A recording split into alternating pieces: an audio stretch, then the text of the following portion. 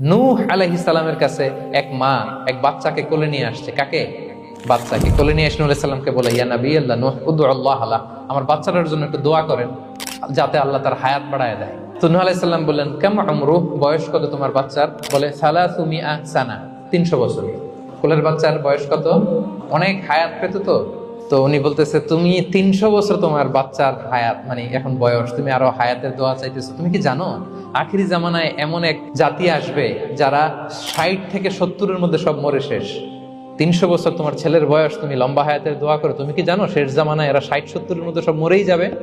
এই মহিলা তো অবাক, তাই নাকি 70-এ মরে যাবে? এই কথা শুনে মহিলা বলতেছে, আইয়াবনুন আল বুয়ুত, আচ্ছা নবী আল্লাহ নূহ 70 বয়সে যেহেতু মরে যাবে, তারা কি আর দুনিয়াতে ঘর বাড়ি বানাবে? কেন মহিলার ধারণা 70 বছর যেহেতু হায়াত, ঘরের তো আর প্রশ্নই আসে না, এটা তো এমনি সেমনি কাটাইয়া চলে যাবে। আজকে যদি আয়না দেখাইতে পারতাম ওই